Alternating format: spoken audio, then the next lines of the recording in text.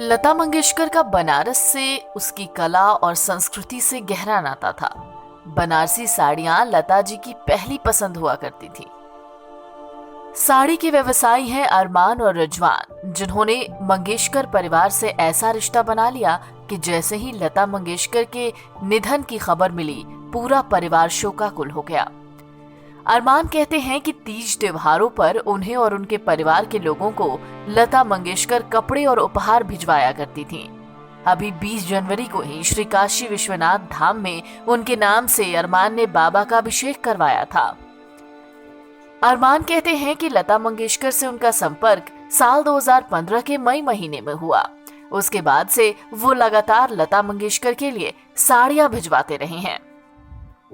उसी समय से अरमान लगातार मोबाइल फोन से लता मंगेशकर से बात करते रहे।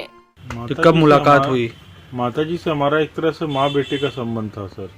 वो हमको बेटा मानती थी, मैं उनको माँ बोलता था। जो कब मुलाकात हुई थी माता जी से? मेरी 2 मई 2016 को। जो कैसे मुलाकात हुई, क्या था? साड़ियों के लिए उन्होंने हमसे बुलाया था, साड़ियाँ देखने के लिए, तो मैं उनको यहाँ साड़ियाँ लेके गया था प्रभु कुंज, उनके अपार्टमेंट पे। अच्छा, जो उनका पृथक आवास है।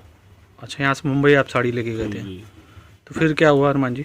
उन्होंने साड़ियाँ देखा और साड़ियाँ ली हमसे, हमको चेक दिया और उसके बाद काफ़ी पसंद आए उनको। बराबर ये सिलसिला चलता रहा। हमारी साड़ियाँ हमको ऑर्डर देती थी, हम बना के भेजते थे उनको। धीरे धीरे ये संबंध बहुत प्रांगण होता गया। दरअसल लता मंगेशकर अपने जीवन काल में सिर्फ एक ही बार बनारस आ पाई, लेकिन फिर दोबारा यहाँ आने का उनका सपना अधूरा रह गया। अरमान के पास लता मंगेशकर से बातचीत की कई ऑडियो क्लिप्स हैं। हेलो। माँ प्रणाम, वाराणसी से अरमान बोल रहा हूँ। हाँ हाँ हाँ, बोलिए बोलिए। माँ जन्मदिन की मुबारकबाद आपको। शुक्रिया, बहुत बहुत शुक्रिया जी। बहुत बहुत आप खूब दीर्घायु होइए। मेरी दुआएं हैं आपकी खूब लंबी उम्र हो माँ। Thank you. मेरे तरफ से मेरी माँ को खूब सारी दुआएं और माँ खूब खूब दीर्घायु हुए मेरी तरफ से। माँ को मेरा माँ से आशीर्वाद चाहिए। मेरा आशीर्वाद है हमेशा। जी, आपकी दुआओं का आकांक्षी है ये बेटा आपका। जी। और माँ कैसे हैं साहब? मैं ठीक हूँ जी माँ, दुआओं। जरा तबीयत ठीक नहीं थी, आप ठीक हो? अब ठीक है। आज आपको जन्मदिन की ढेर सारी शुभकामनाएं। थैंक यू बहुत बहुत शुक्रिया। जी माँ, दुआ दीजिए माँ आपका। जी, मैं दुआ करती हूँ और आप सब लोग खुश रहे, सुखी रहे। मेरा सौभाग्य है कि आज के दिन आपसे बात हो रही। जन्मदिन के लिए आपने टाइम दिया, मैं बहुत बहुत आभारी हूँ माँ आपका। इन 7 सालों में करीब 100 साड़ियां अरमान और रिजवान लता दी को भेज चुके हैं। इन साड़ियों में से कुछ वो खुद के लिए मंगवाती थीं और कुछ दूसरों को गिफ्ट देने के लिए।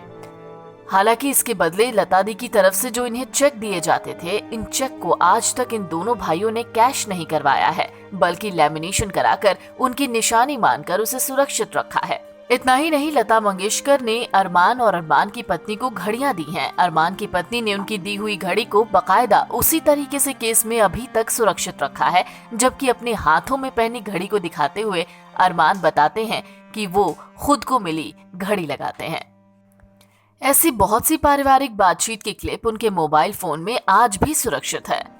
परिवार में सारे लोगों से, मेरी भाई से, बहनों से, माता जी से, हमारी बेटी बुशरा, बेटा हमजा और मेरी माता जी से, सबसे एक तरह से पारिवारिक सबसे बात करती थी। तीर हो, त्यौहार हो, आपका ईद बकरीद पर उनका फ़ोन आना, दीपावली पर, न्यू वर्ष पर, सारी चीज़ें उनसे हमेशा बातचीत होती। उनका आशीर्वाद हमको मिलता रहता था भैया। अच्छा अरमान जी, आप कुछ चेक दिखा रहे थे, तो चेक आपने बजाई नहीं, क्यों? ये वो हमारे तरफ से मेमोरेबल है आपका, उनके लिए, मेरे लिए निशानी है सर आपका।